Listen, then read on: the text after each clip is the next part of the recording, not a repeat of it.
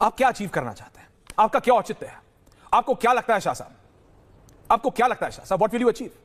आपको लगता है इन आतंकवादियों को कुछ समझ आएगा? आपने अपने साथ फारूक अब्दुल्ला, मीरवाइज उमर फारूक, महबूबा मुफ्ती, मणिशंकर अय्यर, मनोज झा, एएस दुल्लत जैसे लोगों को इकट्ठा करके आप क्या अचीव करना चाहते हैं शाह साहब? मैं सचमुच पूछ रहा हूं। आपको लगता है पाकिस्तान आतंकवाद बंद कर देगा? आपने लिखा है अपना, and I am reading it from your letter, resume structured dialogue, Pakistan से बात करो, पॉइंट नंबर 1। आप कहते हैं reconnect people and families. Sir, Jammu Kashmir और दिल्ली के बीच में तो आज तक कश्मीरी पंडितों का रिकनेक्शन हुआ हो नहीं पाया। आज तक मैंने यह नहीं देखा कि आपने कभी एक चिट्ठी लिखी हो शाह साहब कश्मीरी पंडितों के लिए।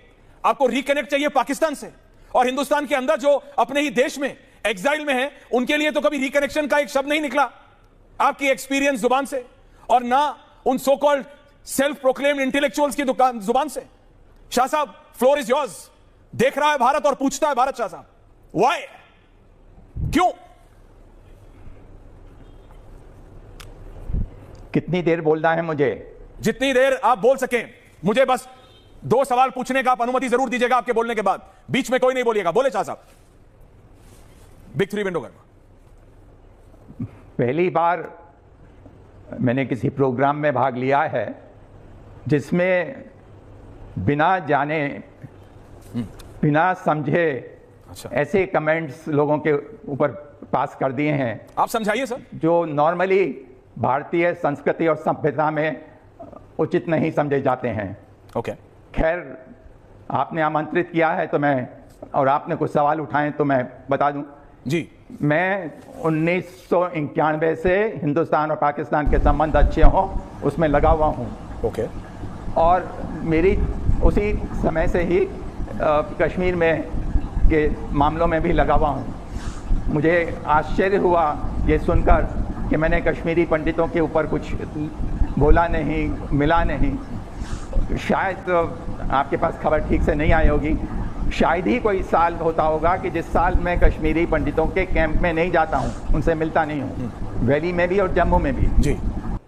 मैं आइंदा भी इसी तरह भारतीय मीडिया के बयानात और उनके पाकिस्तान के मुतालिक तज्ज़िये और तबसरे लाता रहूँगा, और वो वीडियोस जो आम मीडिया पर पब्लिश नहीं की जाती मैं वो ढूंढता हूँ और उनको आप तक लाने का काम करता रहूँगा। ख़ासकर इंडियन मीडिया के पाकिस्तान के मुतालिक जियो पॉलिटिकल, जियो स्ट्रेटजिक और डिप्लोमेटिक फ्रंट्स पर जो भी डिस्कशन होती है मैं कोशिश करूँगा कि वो आप तक बिना किसी फ़िल्टर के लेकर आता रहूँ। और अगर आप ये सब कुछ देखना चाहते हैं और भारतीय मीडिया के रिएक्शंस को और उनके पाकिस्तान के मुतालिक तज्ज़िये और तबसरों को सुनना चाहते हैं तो आप मेरा चैनल फॉलो कर सकते हैं, क्योंकि यहाँ आपको सिर्फ ख़बरें नहीं या सिर्फ़ और सिर्फ रिएक्शन नहीं बल्कि तमाम कंट्रोवर्शियल और ट्रेंडिंग वीडियोस मिलेगी, वो भी एक अलग अंदाज में। मेरी अपनी धारणा ये है, अगर हम सही मामलों में कश्मीरी पंडितों की सेवा करना चाहते हैं, हमें सही मामलों में भारत की अखंडता को एक पूरे रूप में रखना चाहते हैं, सही मामले में आम हिंदुस्तानी को की सहायता करना चाहते हैं, उसका जीवन स्तर ऊंचा करना चाहते हैं, तो मेरे लिए सबसे ज़रूरी आवश्यकता है, मुझे लगता है माँ भारती की सेवा उसी में होगी कि अगर हम हिंदुस्तान और पाकिस्तान के संबंध ठीक कर लें। जितनी समस्याएं आपने बताई हैं उनका संबंध इसमें है। हमारा उसके बारे में अपशब्द बोलना उससे समस्या का समाधान नहीं होगा। समस्या का समाधान होगा बातचीत के माध्यम से, उनकी बातें समझने, कंपल्शंस एंड लिमिटेशंस को एक दूसरे को समझ कर समस्या का समाधान होना। डेमोक्रेसी, मेरे को एक सवाल पूछने दीजिए आपसे। यही होती है कि आप बात कर सकें एक दूसरे से। राम ने सेनाएं खड़ी थी, भगवान राम ने तब भी अंगद को भेजा था कि अभी भी जाके बात करके आओ, कुछ समस्या का समाधान। सीता को सम्मान से वापस करते हैं तो मैं रावण की सारी बातें भूल जाऊंगा। मैं मानता हूं आपकी 5 गांवों के ऊपर सोचा था कि लेकिन अंतर्गत क्या हुआ? करने को तैयार थे। वो रावण था, वो नहीं माना। शांति के दूत शाह साहब, you are too senior to me, but मैं आपको बोल रहा हूं वो रावण था, वो नहीं माना। ये पाकिस्तान है, ये नहीं मानेगा। आपने कहा आप हर साल कश्मीरी पंडितों के कैंप में जाते हैं। I am quoting from your statement, sir give me 30 seconds and then you answer back. Sushil Pandit है, ललित जी, वो जवाब देंगे आपको। आपने कहा कैंप में जाते हैं आप, कैंप में। आज तक वो कश्मीरी पंडित वापस नहीं जा पाया, पता आपको क्यों? Because of your friends across the border.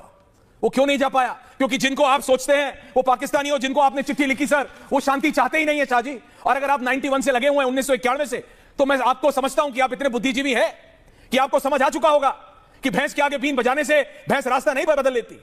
Pakistan नहीं बदलेगा। पाकिस्तान का नाम ऐसे ही पाकिस्तान एक आतंकिस्तान नहीं है। There is a reason why they are called a terror state. There is a reason why Osama bin Laden was found there. There is a reason why every terror organization on the face of this earth has a landmark or a footfall in Pakistan, sir. ये आपको पता है। लेकिन उस सब के बावजूद क्या आप प्लीज खराब मत मानिएगा, लेकिन मेरा ये पूछना कर्तव्य है, do you want to be in limelight? Why have you done this? आपको पता है इसका कुछ औचित्य निकलेगा नहीं। Why sir, why? मुझे नहीं पता है, मेरे को ये नहीं पता है कि इसका कोई औचित्य नहीं निकलेगा। मुझे लगता है कि अगर किसी सही मामले में अगर मैं किसी का भला कर पाऊंगा तो इस बातचीत के माध्यम से ही कर पाऊंगा। और मैं सरकार में नहीं हूं, एक समाज का साधारण व्यक्ति हूं, तो मैं सेवा अगर करना चाहता हूं तो इसी तरह से वो सेवा हो सकती है। किसी के कहने पे करते हैं? मेरे मन में मेरा मन कहता है और मैं इस काम में लगा हूं और बहुत से लोगों को मैं कांटेक्ट करता हूं और इस काम में वो आते हैं, मुझे अपनी चेष्टा करते हैं। सफल असफल वो एक अलग बात है। और अपनी लेकिन आप नाइव नहीं हैं। पूरी उसी आप इतने सीनियर हैं, उसी तरफ ले जाऊंगा। मैं कभी घृणा की बात नहीं करूंगा, मैं कभी असत्य की बात नहीं करूंगा, मैं समाज में जहर नहीं कभी घोलूंगा, मैं प्रेम भाईचारा बढ़ाने की चेष्टा करूंगा। हिंदुस्तान और पाकिस्तान के संबंध अच्छे हो जाएं, हिंदू और मुसलमानों के संबंध अच्छे हो जाएं, इसकी चेष्टा करूंगा। भगवान मुझे शक्ति दे कि इस काम और ईमानदारी से करूंगा। मैं भी कहता हूं दे आपको शक्ति, भगवान बिल्कुल आपको शक्ति दे। लेकिन शाह साहब, आपने कहा मुझे नहीं पता, मुझे नहीं पता कि चिट्ठी लिखने से सुशील पंडित जी, ललित अंबरदार जी, उन्होंने कहा मुझे नहीं पता कुछ होगा। But you are not that. आप इतने नाइव नहीं हैं, आप एक बच्चे नहीं हैं, आप एक इतने बुजुर्ग व्यक्ति हैं, आपको इतना एक्सपीरियंस है, आपको पता है कि ये चिट्ठी लिखने से क्या हो रहा है, आपको पता है ये चिट्ठी लिखने से क्या होगा। आपको ये अगर नहीं पता कि इस चिट्ठी लिखने से कुछ नहीं होगा, तो क्या आप ऐसे ही पाकिस्तान के प्रधानमंत्री और भारत के प्रधानमंत्री को चिट्ठी लिख देंगे? क्या फारूक अब्दुल्ला से लेकर महबूबा मुफ्ती तक ऐसे ही आपकी चिट्ठी पे साइन कर देंगी कि अगर आप ऐसे ही हैं? क्या भारत के farmer raw chief as Dulat ऐसे ही साइन कर देंगे? क्या वो हुमायूं कबीर, जिसको कांग्रेस कहती थी कि ये बीजेपी का आदमी है पश्चिम बंगाल में, जहां पे आप टीएमसी, जहां पे आप भी रहने वाले हैं, जहां भी आप भी रहने वाले हैं वहां के, वो हुमायूं कबीर साइन करता है। और वहीं पाकिस्तान का खुर्शीद महमूद कसूरी भी साइन कर देता है, अशरफ जहांगीर काजी भी साइन कर देता है। इसका मतलब आपकी कुछ तो गुडविल होगी पाकिस्तान में, मतलब इसका मतलब आपका कुछ तो इनरोड होगा पाकिस्तान में। Sushil ji, floor is yours. Aishwarya ji, floor is yours.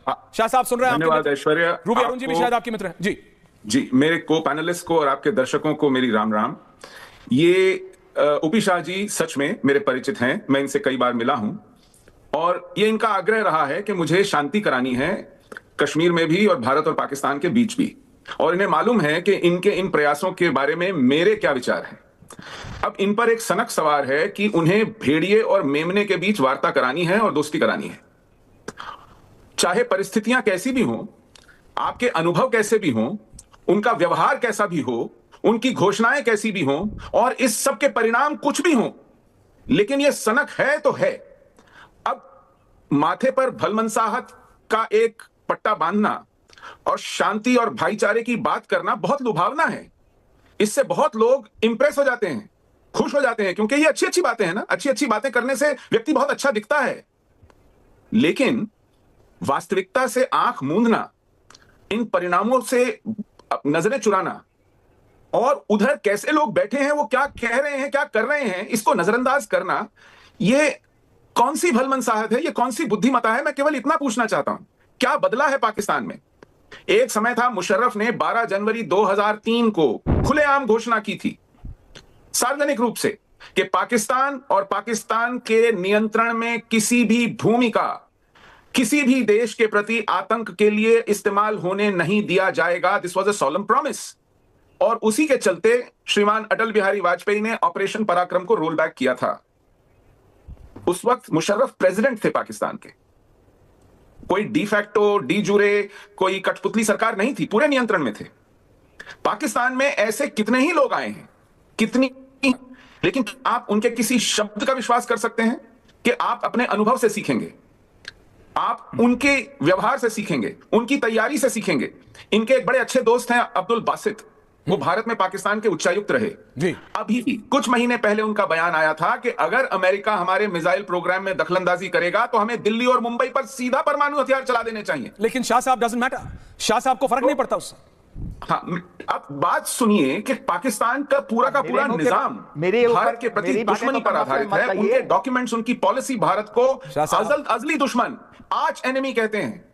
और हम हैं कि शांति के कपोत उड़ाना चाहते हैं, उन्हीं के साथ बैठ करके समझौते करना चाहते हैं, बातचीत करना चाहते हैं। इस बातचीत से निकला क्या है आज तक? 2008 निकला है ना, मनमोहन सिंह की सरकार थी, वो तो शांति के कबूतर उड़ाती थी।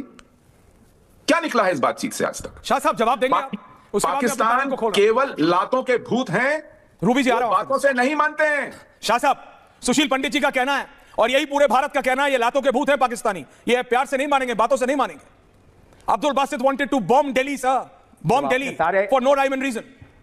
सब जो आपने सारे भारत की बात कहने का अपने ऊपर जिम्मेवारी ले ली, तो ठीक है, आप सारे भारत की बात समझ लिए, वो है। सर, जब आप उस विचारधारा का नहीं हूं, मुझे नहीं लगता कि सारा भारत आपकी बात सोच रहा है, लेकिन आप ऐसा बिलीव करना चाहते हैं, करिए। सर, मैं ये बिलीव करना चाहता हूं कि पाकिस्तान चिट्ठी लिखने से शांति नहीं करेगा। पाकिस्तान ये 4 रूट खोलने से यहां से लोग नहीं आएंगे, आतंकवादी आएंगे, ये मैं मानता हूं। And let me give you this assurance sir, मुझे ये विश्वास देने दीजिए कि पूरा भारत ये मानता है अगर अटारी वाघा खुलेगा, श्रीनगर मुजफ्फराबाद खुलेगा, दिल्ली लाहौर खुलेगा, समझौता एक्सप्रेस शुरू होगी, कारगिल स्कार्दू खुलेगा, तो वहां से सिर्फ आतंकवादी आएंगे सर, और कुछ नहीं आएगा। जब कुछ नहीं खुला तो ये जमीन में सुरंग खोद खोद के आते हैं, जब आप खोल देंगे तो क्या आएगा? What do you think Shah साहब, क्या आएगा वहां से?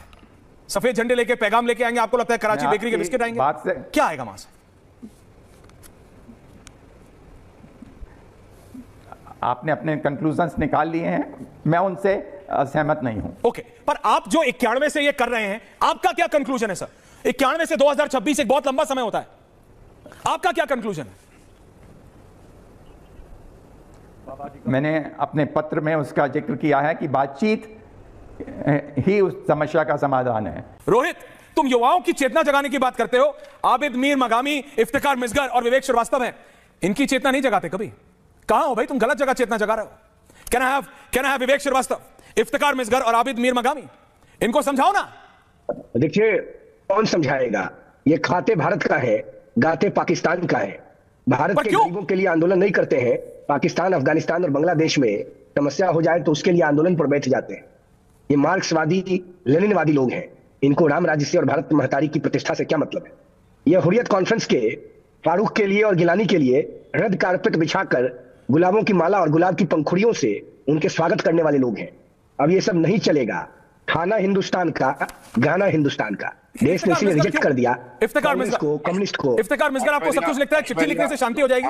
विवेक जी आ रहा हूं, विवेक जी कमिंग टू यू। ऐश्वर्या, मुझे 30 सेकंड मुझे दे दीजिएगा बोलने के लिए। बोलिए, 45 दूंगा साहब, बोलिए। मैं ये मेरा सिंपल सा है, या तो शांति होनी चाहिए या तो जंग होना चाहिए। अभी किसी साहब ने मनमोहन सिंह का नाम ले लिया। 14 साल से मोदी सरकार है।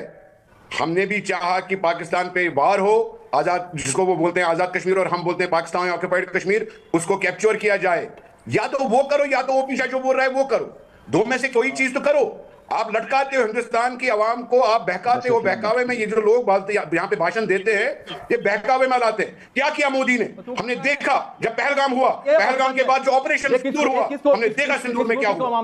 हमने देखा सिंदूर ऑपरेशन में क्या हुआ। आज हमने देखा ईरान और अमेरिका जलजला लेके आज अमेरिका। मोदी जी है तो देश बचा है, मोदी जी है तो आप बचे हो। पाकिस्तान में रहते ना, पाकिस्तान में रहते तो दाना पानी नहीं मिलता। मोदी जी के पैर धो के जाकर इस्तेमाल करो। नरेंद्र मोदी ने देश बचाया, मूर्ख कहीं के। War is not a solution. If at all there is any solution, that is तो आतंकवाद की सॉल्यूशन नहीं है। विवेक जिनपिंग, टीना शर्मा, रूबी आरो, विवेक जी क्या किया? क्या आतंकवाद सॉल्यूशन है? आप एक मिनट आ रहा हूं। विवेक जी, ये बात चिट्ठी लिखने से पाकिस्तान आतंकवाद बंद कर देगा? आरएसएस से पूछा गया। ये मैं आपसे पूछ रहा हूं। मैं बोल रहा हूं, आरएसएस से अभी पूछा गया। हाँ बोलिए। आरएसएस से अभी पूछा गया, हाँ आरएसएस से अभी पूछा गया कि आप ये ट्रैक टू डिप्लोमेसी अगर कर रहे हैं, राम माधव जी लोगों से मिल रहे हैं, तो आरएसएस का स्टैंड क्या है? ये थी आज की वीडियो। मैं आइंदा भी इसी तरह भारतीय मीडिया के बयानात और उनके पाकिस्तान के मुतालिक तज्ज़िये और तबसरे लाता रहूँगा, और वो वीडियोस जो आम मीडिया पर पब्लिश नहीं की जाती, मैं वो ढूंढता हूँ और उनको आप तक लाने का काम करता रहूँगा।